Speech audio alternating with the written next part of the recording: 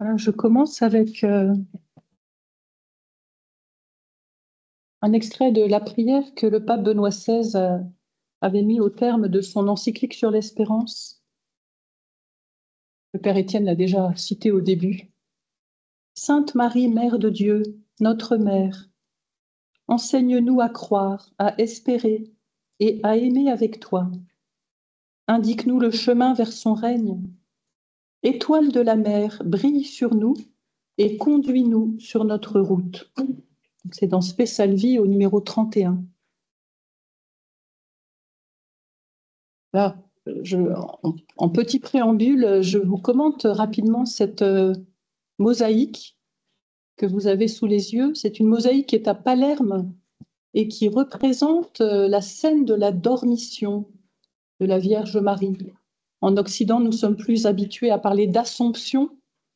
Nos frères orientaux parlent volontiers de dormition, comme de ce moment où Marie, au terme de son pèlerinage terrestre, s'endort dans l'amour et est accueillie, âme et corps, dans la gloire auprès de son Fils. Et donc cette mosaïque, elle se fonde en particulier sur certains récits apocryphes qui racontent que l'Esprit Saint a fait connaître aux apôtres qui étaient dispersés dans les missions que le moment approchait et qu'il fallait qu'ils se retrouvent autour de la Vierge Marie pour vivre ce départ de Marie vers le ciel. Et on voit Jésus, vous voyez, c'est un peu étonnant, je ne sais pas si vous connaissez cette iconographie, Jésus qui accueille l'âme, qui accueille au ciel l'âme de sa mère, qui est figurée sous les traits d'un petit enfant enveloppé de l'ange. Donc voilà, Jésus tient un bébé dans ses bras, c'est l'âme de sa mère qui naît à la vie éternelle, qui naît au ciel. Voilà. C'est un extrait. Si je vous mets la mosaïque entière, en fait, au-dessus du Christ, il y a les anges qui s'apprêtent eux aussi à recueillir et à élever Marie dans la gloire. Alors, vous allez comprendre avec mon propos pourquoi j'ai commencé par cette mise en image. À la fin de la bulle d'indiction, le pape François emprunte à Vatican II, en Lumen Gentium 68, une expression qui salue en Marie celle qui brille déjà devant le peuple de Dieu en pèlerinage comme un signe d'espérance assurée et de consolation.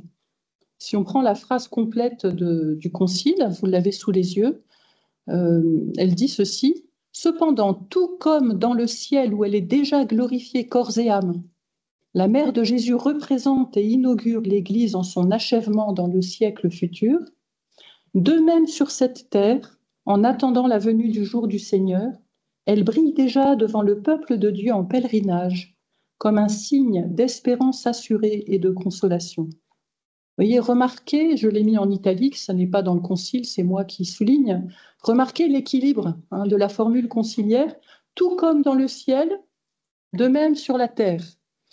Je crois que c'est une clé de lecture importante. Vous voyez, l'espérance chrétienne, on l'a déjà évoqué dans plusieurs interventions, l'espérance chrétienne n'oppose jamais la terre et le ciel. Elle fait désirer le ciel, tant que nous sommes encore en pèlerinage sur la terre, et elle révèle ce pèlerinage terrestre dans sa vraie valeur, en éclairant le terme, le ciel, le Christ, la gloire, la destinée eschatologique de l'homme qui est créé en vue de cette communion plénière avec Dieu pour l'éternité. Comme le disait joliment Benoît XVI dans une homélie du 15 août, Marie est déjà arrivée à la maison. Elle a terminé le pèlerinage, elle est arrivée à la maison où elle nous prépare une place, comme pour gloser sur les paroles du Christ qui part nous préparer une place. Donc Marie est d'ores et déjà glorifiée dans son âme et dans son corps. Et donc c'est en ce sens qu'elle est signe d'espérance assurée et de consolation, à la fois parce qu'elle nous montre le terme du chemin, la maison vers laquelle nous allons, et en même temps, on va voir que toute sa vie est signe d'espérance et de consolation, parce que Marie a habité sa vie, a habité son humanité. Elle a fait de ce pèlerinage sur la terre un lieu d'exercice et de croissance, de la foi, de l'espérance, de la charité.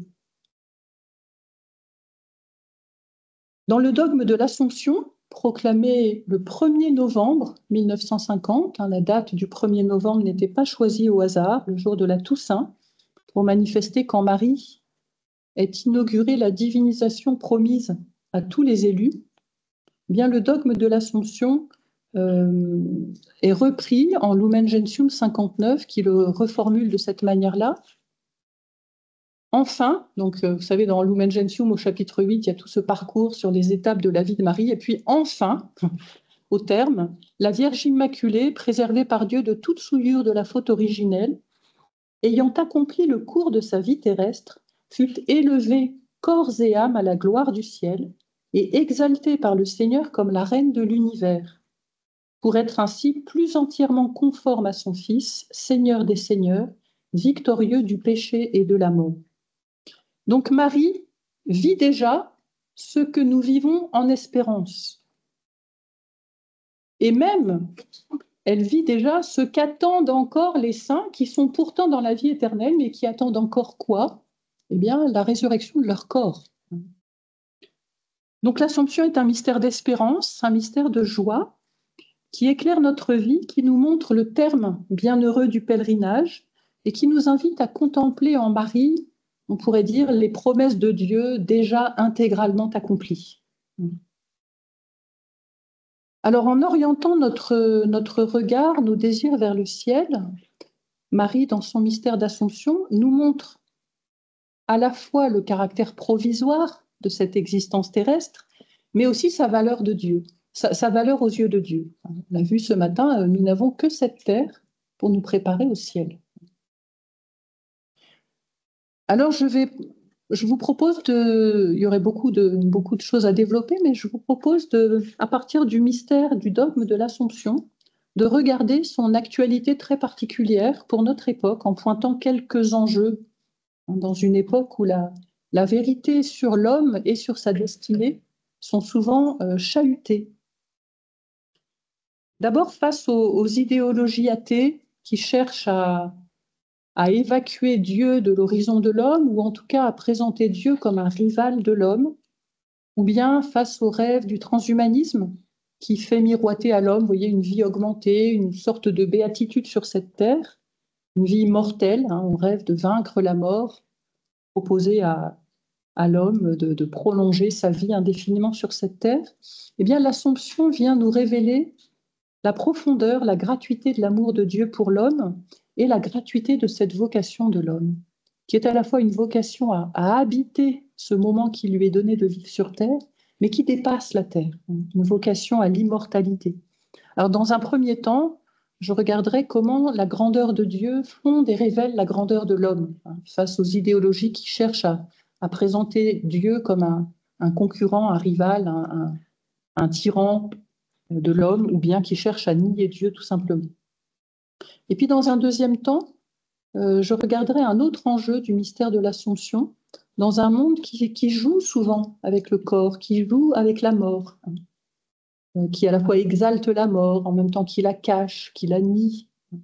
Eh bien, l'Assomption de Marie, en son âme et en son corps, brille pour nous comme un signe du salut intégral de la personne, incluant jusqu'à son corps et même jusqu'aux relations qui ont tissé son existence.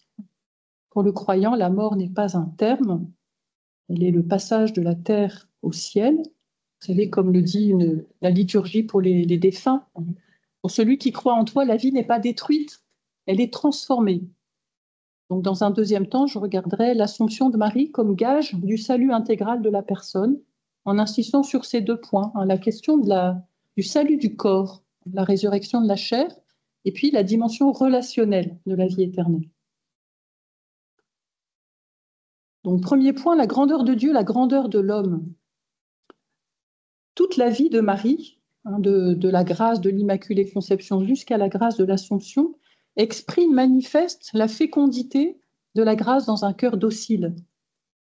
Et en Marie, on voit combien Dieu n'est pas rival de l'homme. Au contraire, c'est le péché qui va faire de l'homme un rival de Dieu.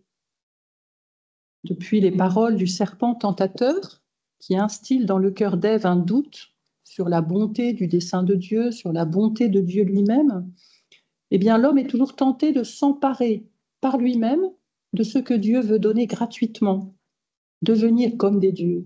C'est bien à ça que nous sommes destinés, participer à la nature divine. Simplement, le serpent instille un doute et fait que la tentation de s'emparer de ce qu'on n'est plus très sûr que Dieu veut donner habite le cœur de l'homme. Marie, elle, reçoit tout. Depuis la grâce de son immaculée conception, Marie ne s'empare de rien de ce que Dieu veut donner gratuitement. Elle reçoit et elle répond à la grâce. Elle exalte la grandeur de Dieu et elle y reconnaît la seule source possible de la grandeur de l'homme. Magnificat anima mea Domini, magnificat. Mon âme exalte le Seigneur, littéralement, mon âme dit le Seigneur grand. Marie exalte la grandeur de Dieu. Je cite Benoît XVI dans une homélie du 15 août pour l'Assomption. Marie désire que Dieu soit grand dans le monde. Il commente justement les premières paroles du Magnificat. C'est l'évangile de la messe de l'Assomption. Marie désire que Dieu soit grand dans le monde, soit grand dans sa vie, soit présent parmi nous tous. Elle n'a pas peur que Dieu puisse être un concurrent dans notre vie, qu'il puisse ôter quelque chose de notre liberté, de notre espace vital par sa grandeur. Notre vie n'est pas opprimée, mais est élevée et élargie. Ce n'est qu'alors qu'elle devient grande dans la splendeur de Dieu. Mais là où Dieu disparaît, l'homme ne devient pas plus grand. Il perd au contraire sa dignité divine, il perd la splendeur de Dieu sur son visage. Ce n'est que si Dieu est grand que l'homme est également grand. Dans le Magnificat, Marie poursuit « Le puissant fit pour moi de grandes choses. » L'homme n'est jamais plus grand que quand il reconnaît la grandeur de Dieu et la grandeur de son action dans le monde, dans sa vie, dans celle de ses frères. Et donc, dans l'Assomption de Marie, resplendit à la fois la grandeur de Dieu, la grandeur de son dessein d'amour, la grandeur de la dignité de la personne humaine et de sa vocation, qui est une vocation divine, une vocation au ciel, une vocation à la communion plénière avec Dieu. Donc il ne faudrait pas penser la grandeur de Dieu ou la grandeur du ciel comme en opposition, en contraste avec la petitesse de la créature ou la petitesse de la terre, mais plutôt penser la grandeur de Dieu et de sa grâce comme source de la dignité et de la grandeur de l'homme. Notre vie sur terre est quelque chose de très grand. Marie a vécu pleinement, j'allais dire ardemment, avec ferveur, avec hâte, avec profondeur, chaque instant de sa vie sur terre, parce que rien en elle ne venait freiner l'action de la grâce et sa réponse à la grâce. Alors, évidemment, l'espérance chrétienne, théologale, ne consiste pas non plus à s'installer sur la terre, au sens des habitants de la terre que dénonce l'Apocalypse, mais elle ne consiste pas non plus à se désengager de la terre. C'est toute la difficulté, c'est d'être pleinement engagé dans notre vie sans pour autant se l'approprier, s'y installer ou en faire un absolu ou un terme.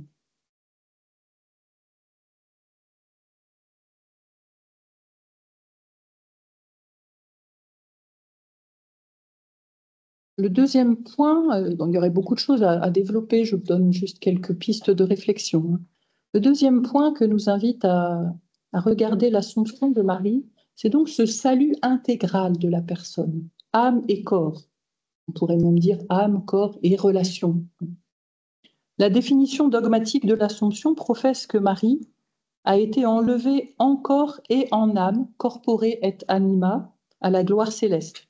En même temps, elle ne précise pas le comment de ce passage. Est-ce que Marie est passée par la mort?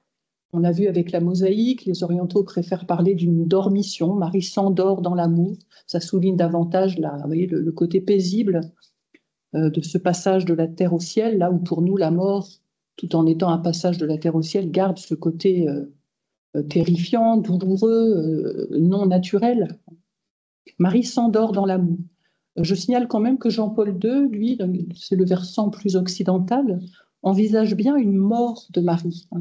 Et comme argument théologique, il dit qu'il y a une convenance particulière à ce que, puisque son fils a accepté de passer par la mort, eh bien Marie suit aussi son fils dans cette configuration à son fils, eh bien elle passe également par la mort et d'une certaine manière l'expérience de la mort, je mets des guillemets, mais c'est Jean-Paul II qui le dit, hein, a enrichi la personne de la Vierge. Elle a accepté de passer par ce sort commun des hommes auquel, échappant au péché, elle n'aurait pas dû être soumise, parce que ça la rend plus capable de compassion, hein, d'exercer une maternité de grâce à l'égard de nous qui avons à traverser cette épreuve de la mort. Priez pour nous, pauvres pécheurs, maintenant et à l'heure de notre mort. Parce que la réalité de la mort est équivoque, hein. Elle a à la fois une dimension physique, mais aussi biologique, mais aussi une dimension métaphysique, religieuse. Elle est à la fois conséquence du péché, terme de la vie terrestre, en même temps elle n'est pas le terme de la vie humaine. Elle peut être pour le croyant un lieu qui n'est plus seulement une peine due au péché, mais un véritable lieu d'offrande et d'abandon. Entre tes mains, je remets mon esprit, je remets ma vie.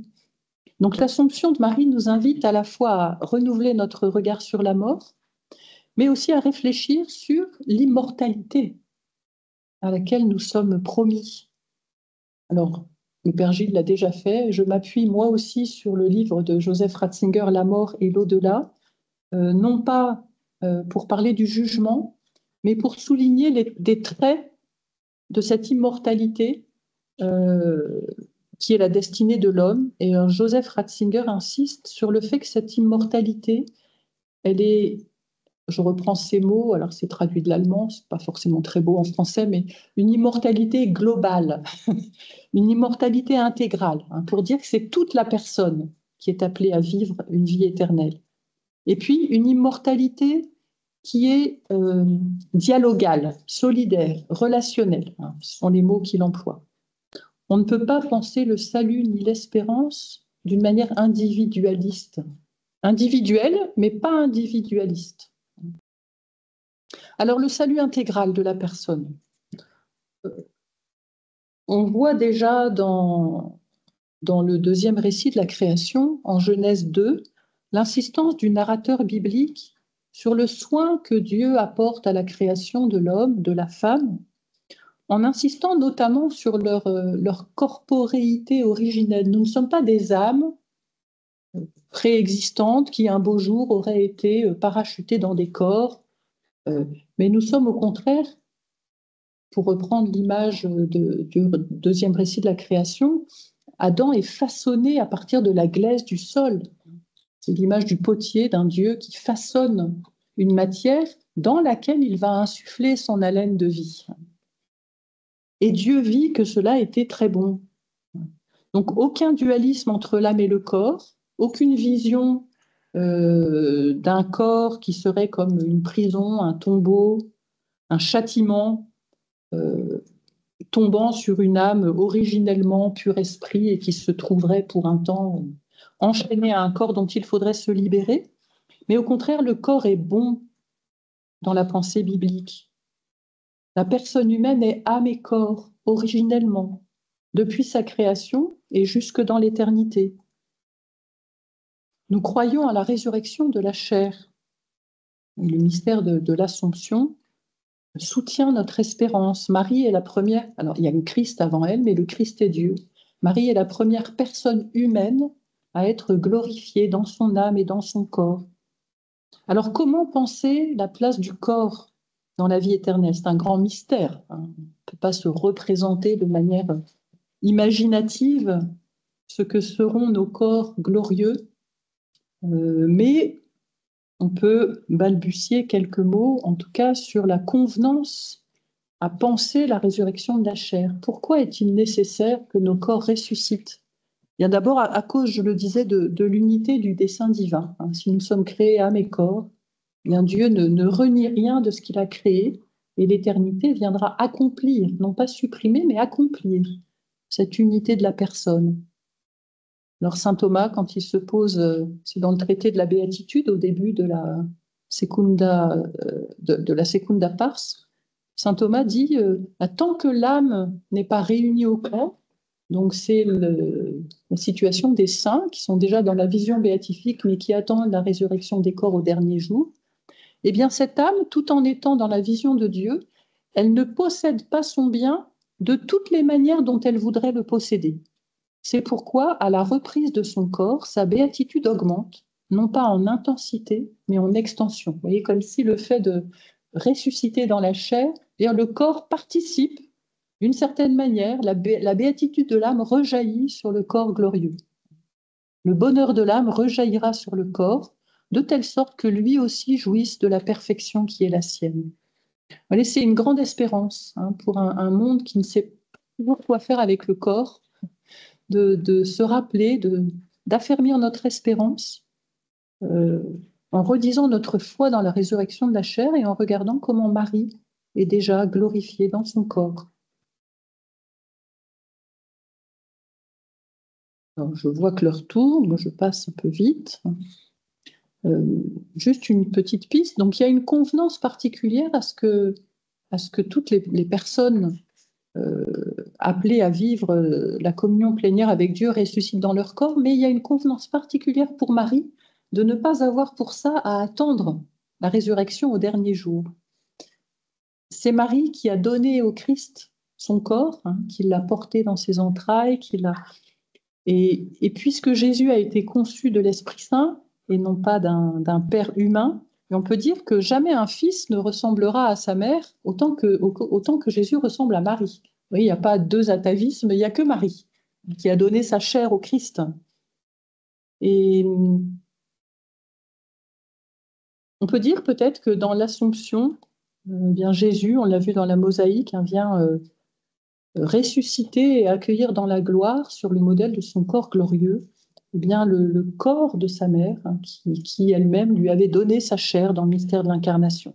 Dieu rend glorieux le corps de celle qui a donné au Verbe son corps.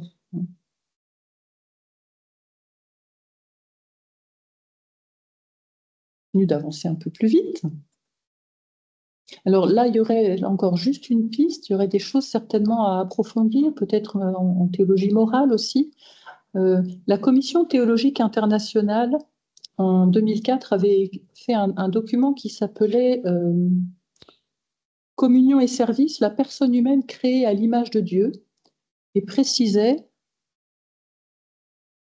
voilà, j'ai une citation ici, que en fait cette résurrection de nos corps à l'image du corps glorieux du Christ, eh bien, elle n'abolira pas le fait que nous sommes hommes ou femmes.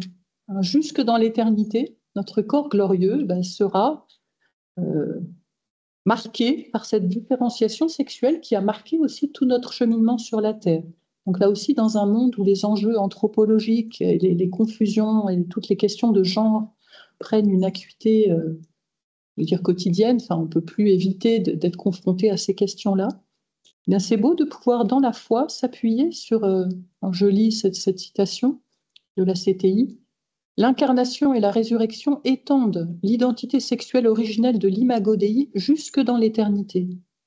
Le Seigneur ressuscité continue d'être un homme masculin, en siégeant maintenant à la droite du Père, et nous pouvons aussi remarquer que la personne sanctifiée et glorifiée de la Mère de Dieu, maintenant assumée corporellement au ciel, continue d'être une femme.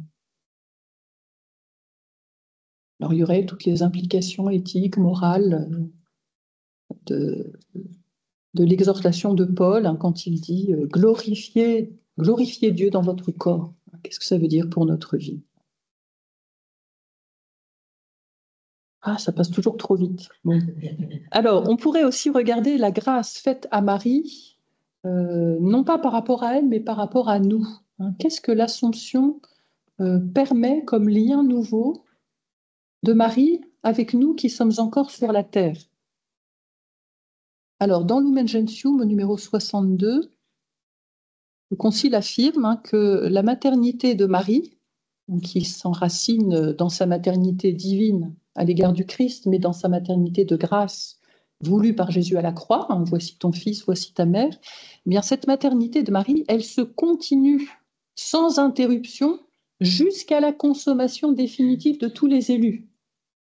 Et donc non seulement elle se continue, mais après l'Assomption, elle peut acquérir comme un déploiement nouveau. Après l'Assomption au ciel, le rôle de Marie dans le salut ne s'interrompt pas. Par son intercession multiple, elle continue à nous obtenir les dons qui assurent notre salut éternel. Son amour maternel la rend attentive aux frères de son Fils, dont le pèlerinage n'est pas achevé, et qui se trouvent engagés dans les périls et les épreuves jusqu'à ce qu'ils parviennent à la patrie bienheureuse. C'est pourquoi la Bienheureuse Vierge est invoquée sous les titres d'avocat, d'auxiliatrice, secourable, médiatrice. Donc on peut dire peut-être que par son Assomption, Marie peut exercer cette maternité de grâce avec une conscience et une extension qu'elle n'avait pas sur la terre. Elle peut rejoindre chacun de nous dans son pèlerinage de foi et d'espérance d'une manière plus immédiate, plus directe. Elle peut exercer cette maternité à l'égard de ceux qui sont les plus éprouvés, les plus petits, les plus loin de Dieu, les plus désespérés peut-être, tandis que quand Marie était sur la terre, elle ne pouvait exercer cette maternité qu'à l'égard de quelques personnes. On peut dire aussi que le fait qu'elle soit glorifiée déjà dans son corps donne à cet exercice de sa maternité de grâce peut-être une tonalité sensible, affective, un amour maternel qui garde une certaine chaleur, une certaine proximité, une certaine tendresse. Et Marie se trouve associée au gouvernement divin, hein, c'est la dignité royale de la Vierge, la fête de Marie Reine. Hein, vous savez, on connaît tous le dogme de l'Assomption en 1950. On sait moins peut-être qu'en 1954, donc 4 ans après l'Assomption, le pape Pie XII a écrit une encyclique qui s'appelle Ad Coeli Reginam, hein, sur la dignité royale de la Vierge. Marie est associée au gouvernement royal du Christ sur l'humanité comme reine, Marie, reine de l'univers. Qu'est-ce que ça veut dire exactement, hein? Mère et reine. Donc elle coopère à la réalisation du dessein divin jusqu'à la consommation définitive de tous les élus. Hein, et elle se penche avec une compassion, une sollicitude particulière sur les pèlerins encore en chemin. Alors, dans les quelques minutes qui me restent, donc, j'évoque avec vous cette dimension relationnelle de la vie éternelle. Toujours dans la mort et l'au-delà, Joseph Ratzinger remarque que l'existence même de la mort, son côté inévitable, est comme un signe, une preuve de la dimension relationnelle qui constitue la personne humaine. Il dit la mort est un échec à l'autarcie. Par le fait que je ne peux pas échapper à la mort, je suis invitée à comprendre que je ne me suis pas donné la vie à moi-même et je ne me donnerai pas non plus la vie éternelle à moi-même. Je ne peux recevoir la vie que d'un autre et je ne suis pleinement vivant que dans la relation.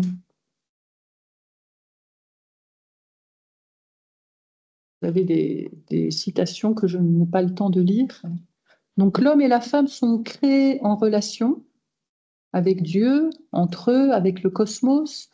Ils sont destinés aussi à vivre éternellement en relation. La grâce elle-même, et c'est dans un autre article que Joseph Ratzinger développe ce point, la grâce elle-même, dit-il, est un concept de relation.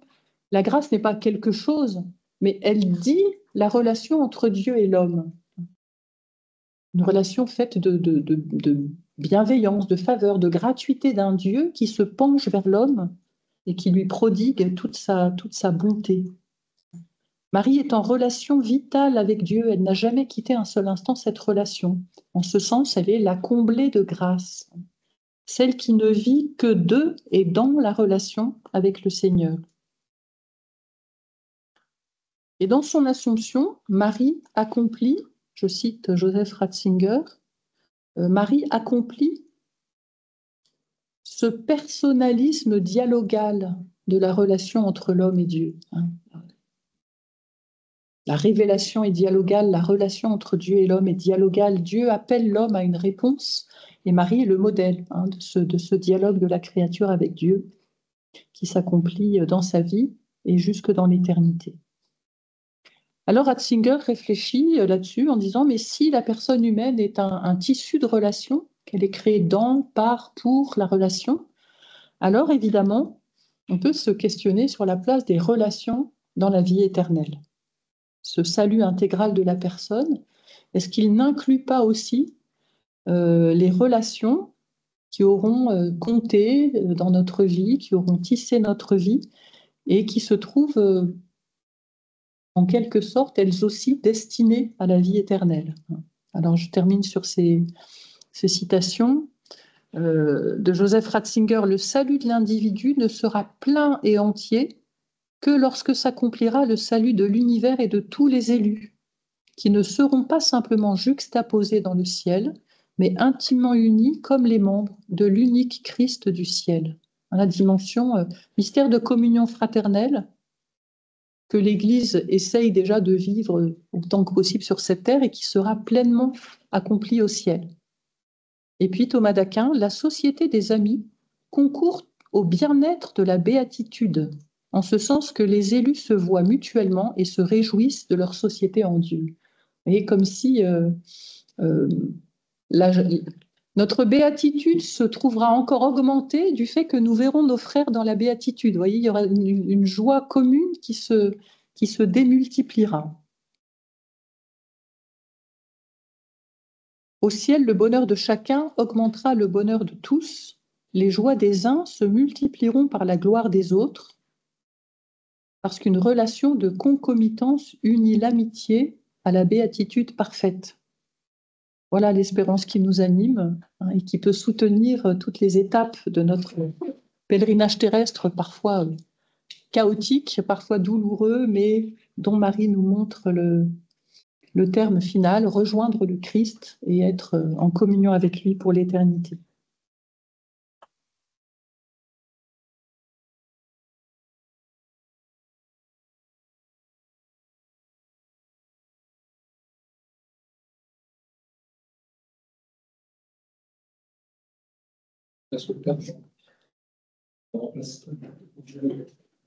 Merci, Sœur Marie-David.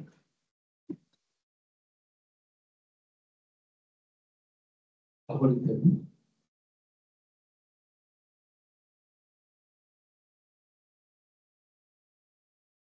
La digestion peut être une image de la béatitude de mon corps.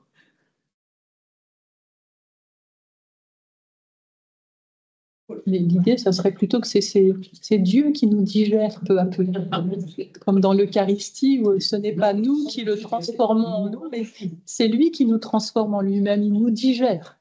Dans l'éternité, on sera à la fois pleinement nous-mêmes et pleinement digérés.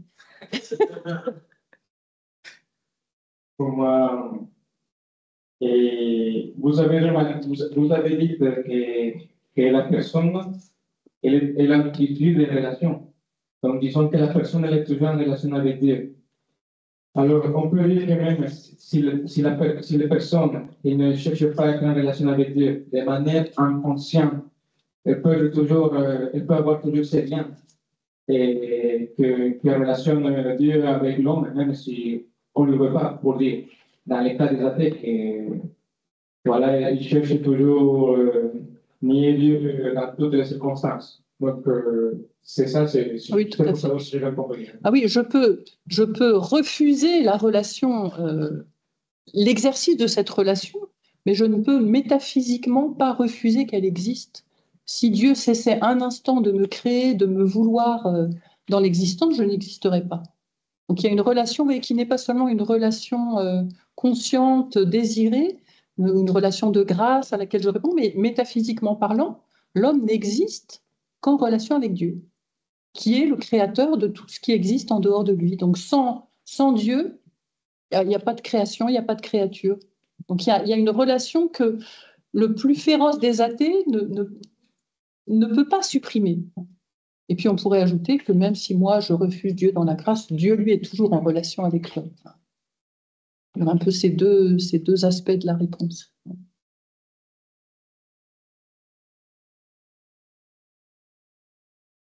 En théologie de la création, oui, c'est quelque chose en métaphysique et en théologie de la création, c'est un point sur lequel on insiste beaucoup. que je n'existe que comme fruit du bon vouloir de Dieu. Et au-delà de la foi, de la grâce, la relation première qui me relie à Dieu, c'est l'être, c'est l'exister. Vous voyez ça?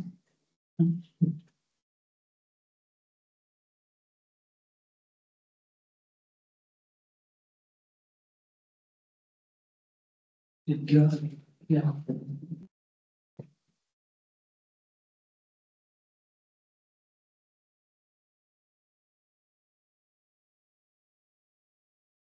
La semaine dernière, c'était le 12 nom de Marie.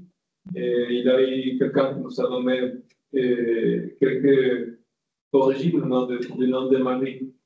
Et bon, il nous disait que c'était que pour lui, la pluie de découverte, c'était que Marie, c'est aussi la pluie festival, la pluie de hors saison. Moi, ce qui me surprend toujours, c'est que le Seigneur, il a donné sa mère comme une espèce de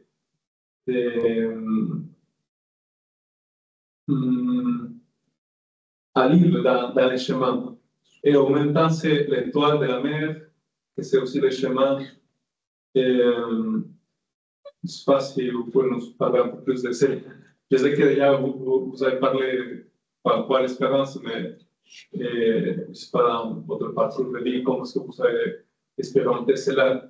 Les 12 noms de Marie, parce qu'en même temps, il y a le nom de Dieu, que c'est Dieu avec nous.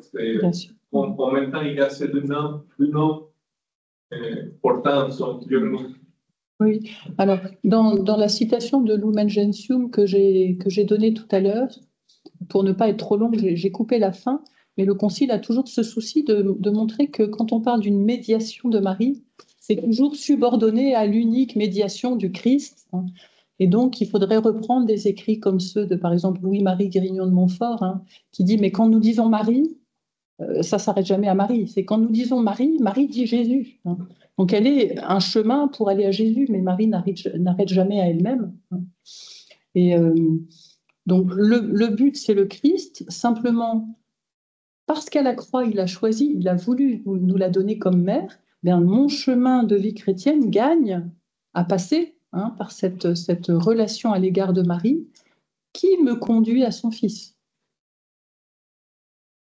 Qu'est-ce que ça résulte? Au niveau de la foi, au niveau du but, d'une certaine manière, rien. Mais au niveau du chemin, ça ajoute cette dimension justement de l'exercice d'une maternité, hein, de passer par cette mère, comme dit le Concile, elle est devenue notre mère dans l'ordre de la foi, de l'espérance, de la charité. Donc c'est pas juste une dévotion affective. Alors il y a des gens qui sont plus ou moins dévots, qui ont prié le chapelet parce que ça leur parle. Non, c'est à recevoir comme une volonté du Christ qui a voulu venir au monde en passant par une mère, dans le mystère de l'incarnation, et qui nous invite à aller à lui en passant aussi par cette mère qui nous donne à la croix. Donc ça n'est pas un mystère de foi supplémentaire, mais ça relève vraiment de l'exercice de notre vie chrétienne, peut-être de la sollicitude de Dieu à notre égard. On a une mère dans l'ordre de la vie théologale qui ne remplace pas le Christ, mais qui nous apprend le chemin pour suivre le Christ de la manière la plus fervente, la plus sainte possible. Parce que le modèle, c'est le Christ, mais le modèle du chemin pour aller vers le Christ, c'est Marie qui nous le donne. Première et parfaite disciple du Christ, en fait. Je ne sais pas si ça répond suffisamment. Donc Marie ne fait jamais de l'ombre au Christ, évidemment. Elle ne fait que favoriser et conduire à notre chemin d'union au Christ.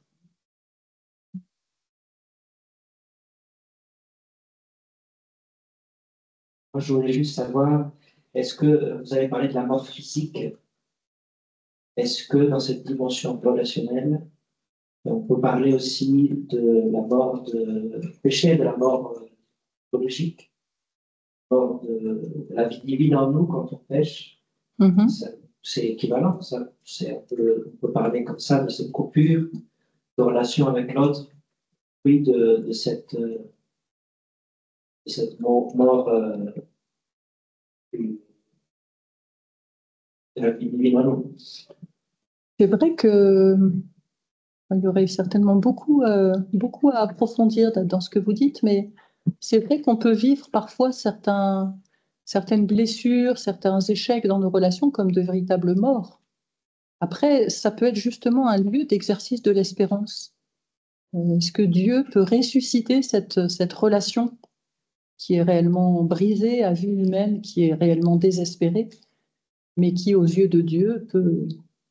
Alors, est-ce que je connaîtrais la résurrection de cette relation brisée sur la terre?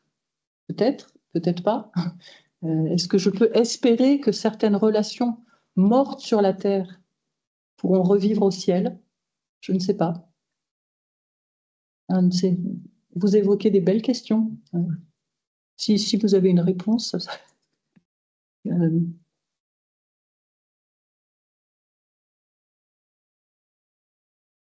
Virgile, vous avez une réponse? Non, je n'ai pas de réponse. C'était une de mes questions que je n'ai pas posées, de la dimension dialogale, relationnelle du purgatoire. Est-ce que justement, c'est non-pardon, est-ce qu'il y aura une réconciliation possible parce que des fois, ça n'a pas lieu sur Terre. Est-ce qu'on peut espérer aussi que le purgatoire soit pas simplement une purification de notre relation par rapport à Dieu, mais aussi une purification de nos relations les uns avec les autres, et que les bourreaux, les victimes, et les pardons donnés, les blessures, pourront être aussi un lieu au purgatoire où nous retrouverons cette société, en fait, de cette communion. Et du coup, l'Eucharistie sur Terre, déjà ce que nous vivons à l'Eucharistie est déjà caché sous le signe, etc., mais de cette possibilité de vivre dans l'Église cette réconciliation. Cette unité des hommes qui viennent de toute tribu, de toute langue, de toute race. Mais oui, c'est une vraie question, mais je ne sais pas. Je ne sais pas.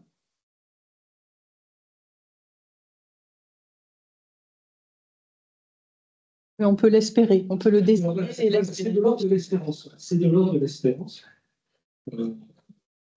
Moi, comme pasteur, ça m'est arrivé en paroisse, de décès, d'enterrement, etc. Il y a vraiment des gens qui n'ont pas pu dire pardon. On dit souvent délivre-nous d'une mort imprévue, mais ça fait partie de ça, parce que au moment de la mort, c'est le lieu, des fois, on voit ça avec ceux qui vivent ces très beaux témoignages dans les soins palliatifs. On sent que la personne part quand, des fois, il y a un pardon, une réconciliation qui a pu avoir lieu, etc. Mais quand cette réconciliation n'a pas pu avoir lieu, est-ce qu'on peut imaginer, espérer que ce que l'on appelle le purgatoire, etc., soit ce lieu-là où on pourra recevoir et donner le pardon?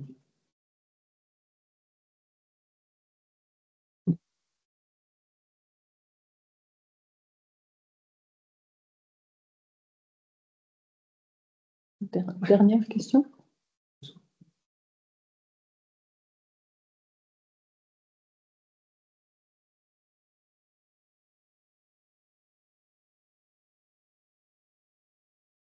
Vous avez parlé de la mort de Marie, d'une expérience commune à nous, êtres humains.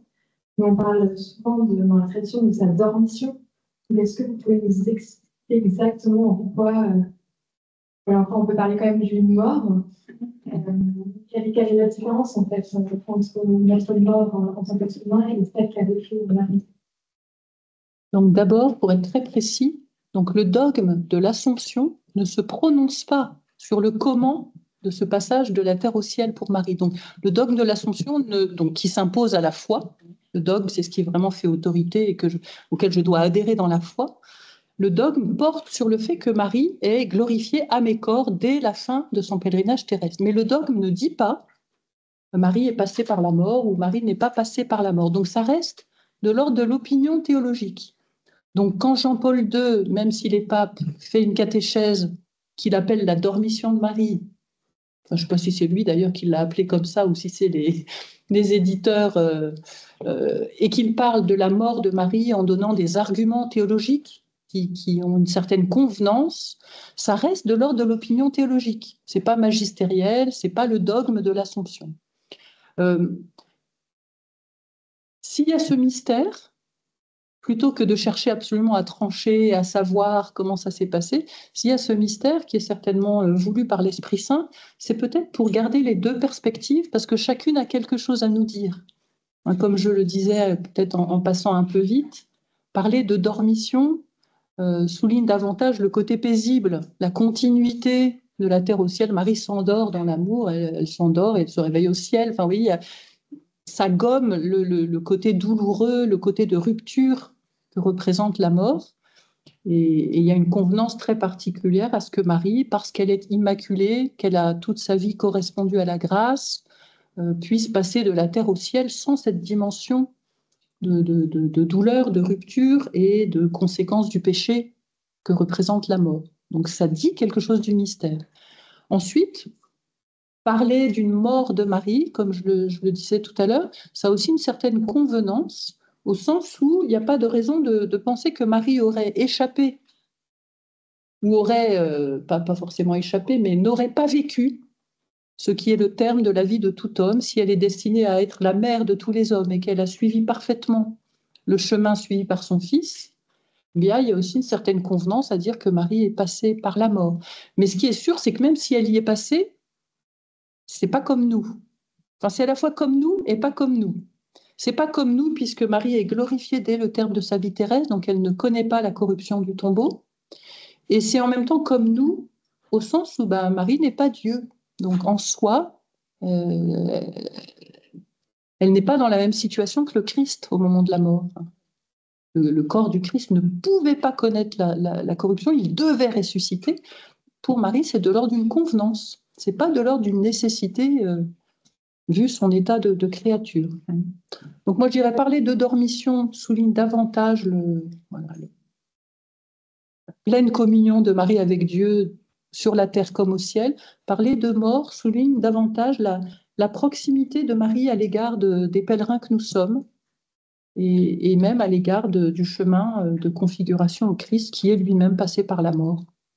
Donc je pense qu'il faut garder ces deux aspects du mystère et accepter que ce qui m'est donné à croire dans le dogme, ça me suffit, puis le reste, c'est le secret de Dieu qui ne...